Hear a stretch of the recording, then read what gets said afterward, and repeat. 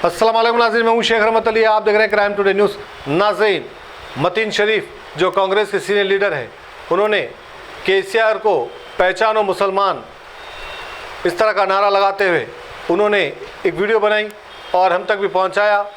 उन्होंने केसीआर को उनके वादे याद दिलाए कि उन्होंने कितने वादे किए थे और कितने वादे उन्होंने निभाए और कितने वादे नहीं निभाए, और कितने मसाजिदों को गिराया और किस तरह की वो मुसलमानों के साथ उनकी सोच है और किस तरह से वो काम को अंजाम देते हैं।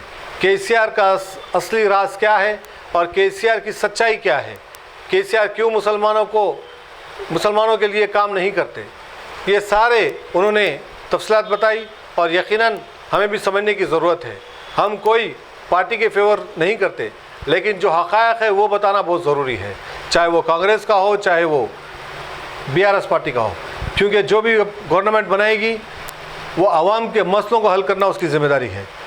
लेकिन यहाँ पर लग ये रहा है कि सिर्फ बीआरएस पार्टी से कांग्रेस में जा रहे हैं लोग, कांग्रेस से बीआरएस पार्टी में आ रहे हैं, सिर्फ एक दूसरी जगह तब्दील हो रहे हैं। लेकिन आवाम के लिए क्या करने वाले हैं, आवाम के लिए कौन क्या करने वाला है? वादे तो किए गए, केसीआर भी बहुत बड़े बड़े वादे किए थे, कांग्रेस ने भी वादे किए, लेकिन अभी तक केसीआर ने जो वादे किए वो कितने निभाए हैं, ये सवाल है। बहरहाल मतीन शरीफ ने सारे बातों का खुलासा किया, देखते हैं इस पर। अस्सलाम वालेकुम। मुसलमानों, केसीआर को पहचानो। मैंने आज तक केसीआर साहब के ताल्लुक से जितने वीडियोस बनाया हूं, उन सारे वीडियोस का मक्स निकाल के आज के इस एक वीडियो में डालने की मैंने कोशिश की, क्योंकि 2023 का असेंबली इलेक्शन को बस अब कुछ ही दिन बाकी रह गए। तेलंगाना में कांग्रेस और बीआरएस के बीच में मुकाबला है, तो अभी हमेशा की तरह इस बार भी तेलंगाना के सारे उलमाए दीन, मशाइखीन, दानिशमंद हजरात, सोशल ऑर्गेनाइजेशंस, इस्लामिक जमातें, ये सारे लोग किसी ना किसी एक पॉलिटिकल पार्टी का तायीदी ऐलान करने वाले हैं। मैं वो हैसियत, वो मुकाम तो नहीं रखता कि मैं उलमाए दीन को, दानिशमंद हजरात को मशवरा दे सकूं, मगर अदबन मैं आप लोगों के सामने केसीआर साहब के कुछ 30 ऐसे कारनामे बताना चाहूँगा जो आप लोग किसी भी जमात की तायीद करने से पहले थोड़ा सा इस पे गौर कीजिए, नज़र डालिए। केसीआर साहब ने मुसलमानों से 10 ऐसे वादे किए जिसमें से एक भी वादा उन्होंने पूरा नहीं किया। नंबर 1, 12% रिजर्वेशन देता हूं बोले, नहीं दिए। वक्फ बोर्ड को जुडिशियल पावर दूंगा बोले, नहीं दिए। इस्लामिक सेंटर बनाऊंगा बोले, नहीं बनाए। अजमेर में रुबात बनाऊंगा बोले, नहीं बनाए। जहांगीर पीर की दरगाह को 50 करोड़ से डेवलप करूंगा बोले, नहीं करे। हुसैन शाह वली रहमतुल्लाह अलैह की दरगाह की 1654 एकड़ वक्फ लैंड को कब्जेदारों से वापस लेके वक्फ बोर्ड के हैंडओवर करूंगा बोले, नहीं करे। उल्टा उन्होंने खुद तेलंगाना गवर्नमेंट का दावा पेश करके उस पर काबिज होके बैठ गए। जुबली हिल्स में केबीआर पार्क का नाम बदल के आसिफ जाही पार्क रखूंगा बोले, नहीं रखे। हैदराबाद की ओल्ड सिटी को तुर्की के इस्तांबुल की तरह डेवलप करूंगा बोले, नहीं करे। माइनॉरिटी वुमेन्स रेसिडेंशियल कॉलेजेस बनाऊंगा बोले, नहीं बनाए। हैदराबाद चंचलगुड़े की जेल को वहां से शिफ्ट करके उस जेल की जमीन पर एजुकेशन इंस्टीट्यूशंस बनाऊंगा बोले, नहीं बनाए। ये ऐसे 10 वादे केसीआर साहब ने मुसलमानों के साथ किए, मगर इसको पूरा नहीं किया। मैं अभी ऐसे 10 कारनामे केसीआर साहब के बताऊंगा जो इन आने से पहले तेलंगाना में चल रहे थे, इन आने के बाद उसको खत्म कर दिए। नंबर 1, केसीआर साहब आने के बाद इनके दौर इख्तियार के 10 साल में 8 मसाजिदों को डिमोलिश कर दिया गया, जिसमें से 2 मस्जिदों को दोबारा तामीर किया गया, बाकी के 6 मस्जिदों को छोड़ दिया गया। इसमें सबसे अहम बात यह है कि इन 8 मसाजिदों को डिमोलिश करने वालों पर किसी एक आदमी पर भी कुछ कार्रवाई करके केसीआर साहब ने उन्हें जेल नहीं भिजवाया।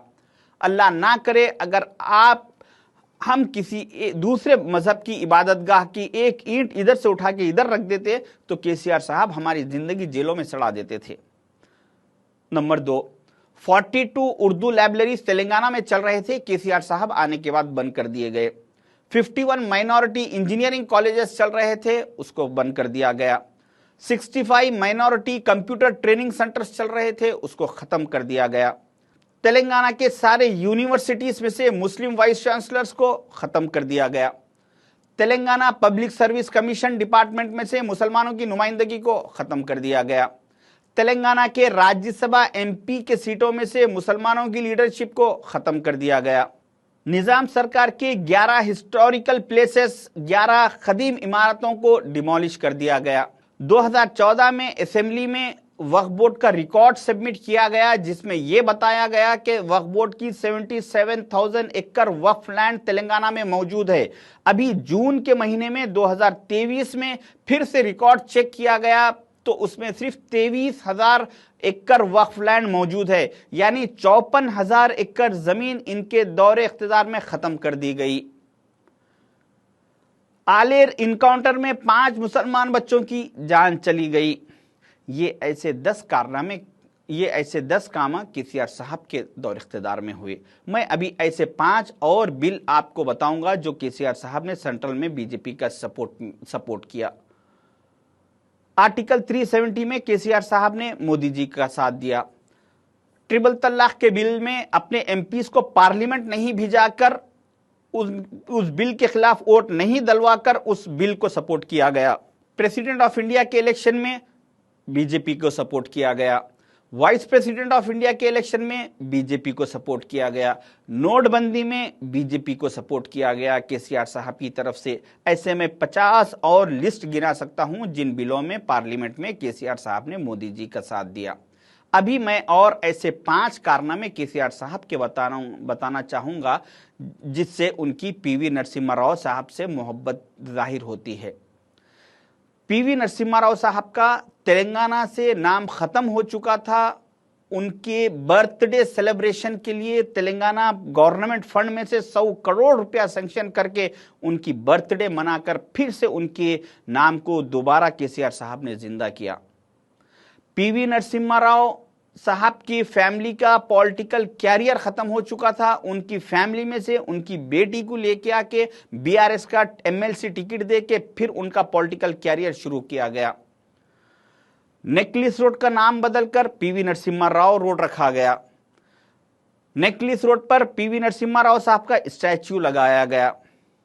हैदराबाद यूनिवर्सिटी का नाम बदलकर पीवी नरसिम्हा राव यूनिवर्सिटी रखने के लिए केसीआर साहब ने सीएम कैंप ऑफिस से बीजेपी गवर्नमेंट को, सेंट्रल को लेटर लिखकर रिक्वेस्टिंग लेटर लिखा। ये ऐसे 30 कारनामे केसीआर साहब के 10 साल के दौरे इख्तिदार में अंजाम दिए गए जो मुसलमानों को कंप्लीटली नापसंदीदा थे, मगर उसके बावजूद भी केसीआर साहब ने इस कामों को अंजाम दिया।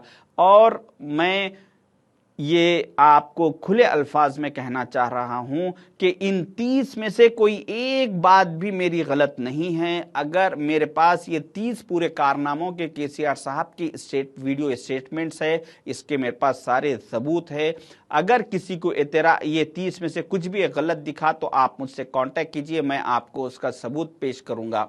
मैं उस तमाम उलमाए दीन से, मशाइखिन से, सारे लोगों से और मस्जिदों के इमामों से और मस्जिद के कमेटियों से और महलों में असर रसूख रखने वाले मुसलमानों से मैं अदबन रिक्वेस्ट कर रहा हूँ, गुजारिश कर रहा हूँ कि आप लोग टीआरएस का तायीद करने से पहले थोड़ा सा इन 30 बातों पर सोच लीजिए। इसके बावजूद भी अगर कोई भी टीआरएस का तायीद करना चाहता है तो उसके ऊपर कुछ बोल नहीं सकते, सबको अपनी अपनी मर्जी है। मगर कौम की भलाई के लिए मैं आप तमाम लोगों से रिक्वेस्ट करूंगा कि आप लोग केसीआर साहब की मुखालिफत कीजिए और आने वाले हमारी नस्लों के फ़ायदे के लिए, हमारी कौम के लिए, कुछ अच्छा मुस्तकबिल के लिए कांग्रेस को दोबारा लाइए।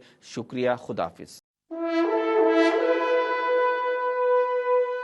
अल्हम्दुलिल्लाह, अपने मुक़द्दस नाम की तरह हर दुल्हा दुल्हन की हयात नौ के आगाज का बावखार नाम HKGN फर्नीचर्स। जी हाँ, HKGN फर्नीचर्स NRIs कारनशीन फैमिलीज के लिए दीदाजेब, शानदार, शाहकार, मजबूत और पायदार, दिलकश और दिलनशी शादी के फर्नीचर का सबसे बड़ा शोरूम अब Shastripuram king colony main road के पुरसुकून माहौल में। पसंद फरमाइए आपकी शहजादी के लिए खूबसूरत जहेज का मुकम्मल फर्नीचर सिर्फ 29,999 रुपए में। जी हाँ, 29,999 रुपीज। जी हाँ, फख्रे हिंदुस्तान सदर मोहतरम बैरिस्टर असदुद्दीन अवैसी साहब के मकान के बिल्कुल करीब आपका अपना HKGN फर्नीचर्स। 9618650827